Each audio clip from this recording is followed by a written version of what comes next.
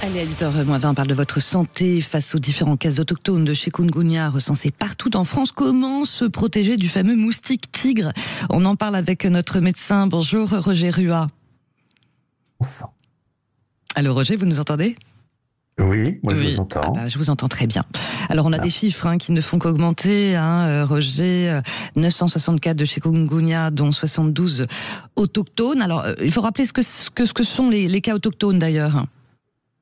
Alors, les cas autochtones sont a priori des cas qui ont été décelés chez des personnes vivant donc en métropole et qui n'ont pas fait eux-mêmes de voyage à l'étranger, notamment dans les zones tropicales ou en Asie du Sud-Est, qui sont des lieux de prédilection de démarrage de ces maladies. Voilà, un moustique tigre qu'on trouve aussi beaucoup en Île-de-France, alors que c'est une espèce qu'on retrouve d'habitude dans le sud de la France. C'est assez récent ça aussi ou pas?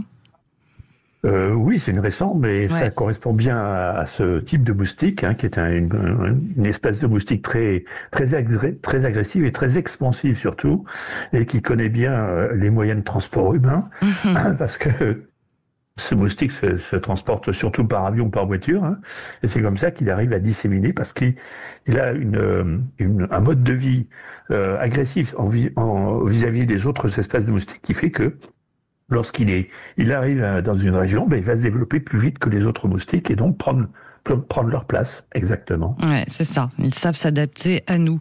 Quels symptômes peuvent vraiment alerter, Roger ? Alors les symptômes, il n'y a pas de symptômes particuliers de la piqûre de moustique tigre en partie, sans autre problème. C'est-à-dire que le gros problème du moustique tigre, c'est qu'il vient de zones où des maladies comme le chikungunya, la dengue, etc. existent et peuvent être transportées en même temps que le moustique. Et le moustique, une fois arrivé en France, va piquer quelqu'un et transmettre la maladie. Mais pour le reste des transmissions, c'est exactement comme nos moustiques, entre guillemets, métropolitains. Il pique une personne qui est malade et il va transmettre la maladie à quelqu'un d'autre, c'est tout. Ouais. Il n'y a pas plus d'agressivité et il ne transporte pas les virus de façon pérenne.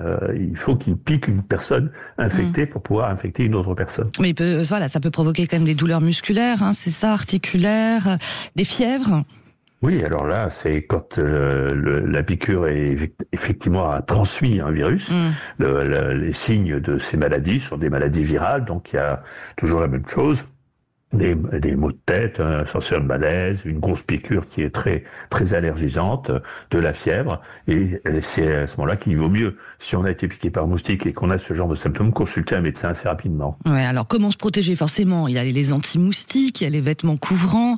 En même temps, est-ce qu'il faut des répulsifs plus puissants face à ces moustiques plus agressifs, comme vous dites? Oui, il faut déjà utiliser des répulsifs. Il ne faut pas se croire seul au monde. Les moustiques sont là et j'étais hier soir en train de regarder les étoiles. J'étais envahi de moustiques. Ah oui.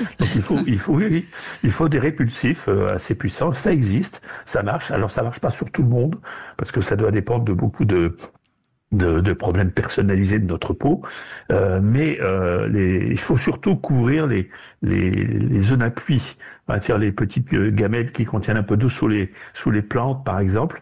Et c'est là où le moustique va se développer le plus. C'est ces eaux stagnantes qui sont dangereuses. Voilà, l'humidité aussi dans nos appartements. On sait, on en a beaucoup parlé, notamment en avril dernier à La Réunion, et les autorités sanitaires ont suspendu la recommandation de vaccination pour les plus de 65 ans après avoir identifié des effets secondaires graves. On en sait un petit peu plus là ou pas par rapport à ce vaccin qui reste récent? Non, toujours pas, parce que les études qui ont été menées n'ont pas abouti pour l'instant. Donc le principe de précaution veut qu'on ait arrêté la vaccination, parce que lorsqu'on constate des signes secondaires suffisamment fréquents pour pouvoir être qualifiés, à ce moment-là, il vaut mieux arrêter la vaccination, parce que de toute façon, la prévention des piqûres de moustiques est supérieure au vaccin à ce moment-là, à ce stade-là. Donc s'il n'y a pas une épidémie de chikungunya, par exemple, forte dans la population locale, il vaut mieux éviter la vaccination. Voilà. Merci beaucoup pour vos lumières, mon cher Roger, et on se retrouve très bientôt dans une quinzaine de jours. Merci.